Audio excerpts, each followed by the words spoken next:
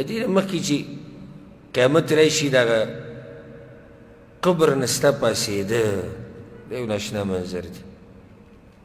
دا څومره قبرونه چې تاسو وینئ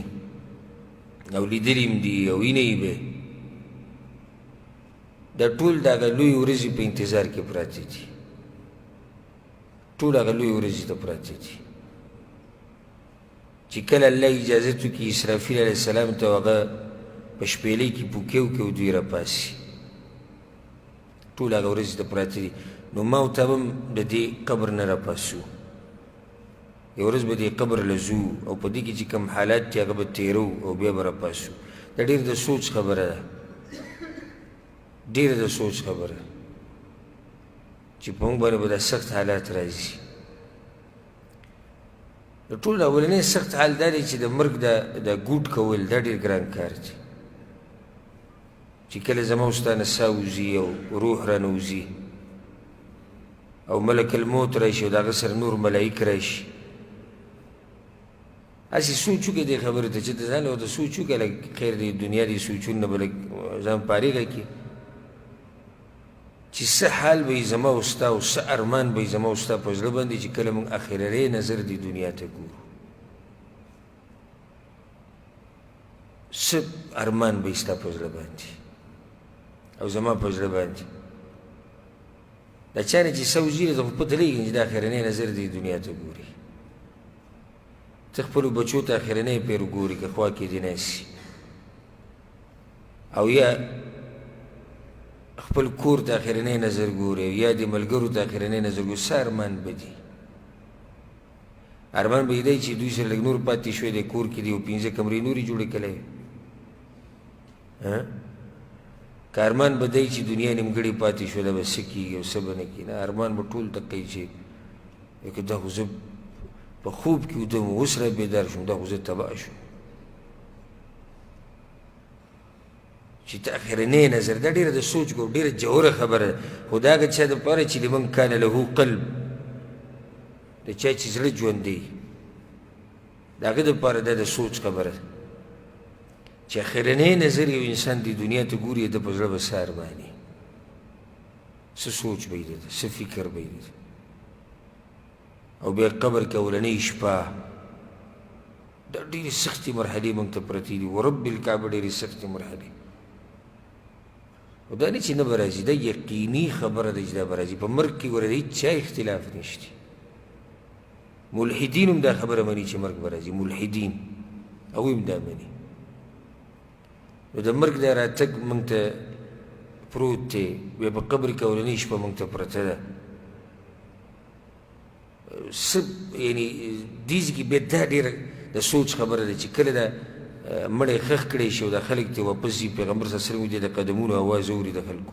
هسې زما او ستا به څه احساس وي دغه ټیم کې چې کله دا خلک رانه واپس ځي او موږ یوازې پاتې کېږو. څه یعنې دا خو به ډېر ناشنا وخت وي او ډېر سخت وخت به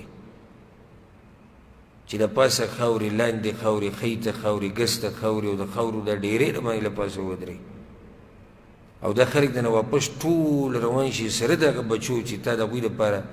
هغه دین هم پرېښودی دی او هغه دینداري دې پرېښودې ده، سره د هغه شهرت او د دبدبې او د هغه ګاډو او سره د چوکیدارانو او سره د هر څه تا نه واپس لاړ شي او ته د قدمونو اواز اورې او یکې یوازې الله ته پاتې شي. څه ناشنا وخت به هغه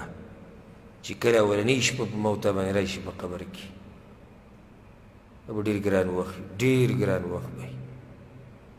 او د هغه چا دپاره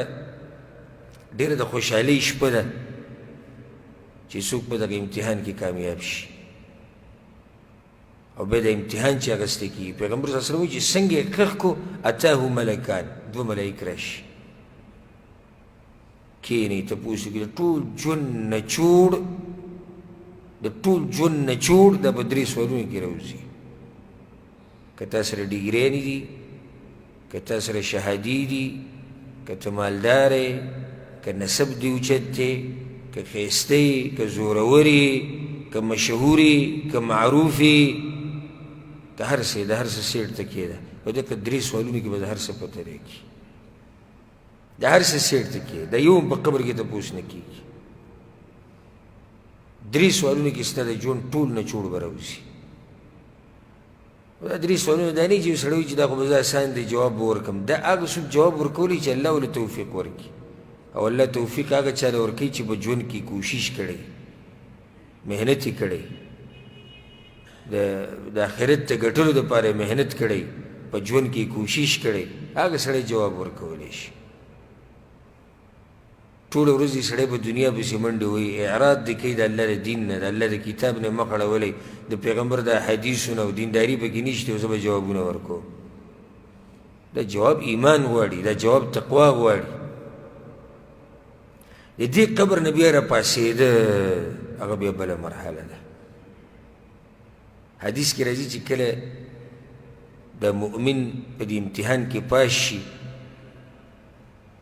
او الله آواز وکړي چې دته د جنت تولۍ واچوي د جنت کړکۍ ورته کولاو کړي نو دې په مخې ته که دعا غواړي وي ربي اقیم الساعه ای الله قیامت راوله ولې دا دعا غواړي اته پته ده چې مخکې خوشحالیانې دي او هر چې مجرم دی او هر چې هغه ناکامه انسان دی نو هغه همیشه دقه دعا غواړي وي ای الله قیامت رانه ولي یعنې دې ته دا شته عذاب ښه ښکاري لکه چې پته ده ورته چې مخامخ نور عذابونه انتظار کوي او د دې نه سخت دي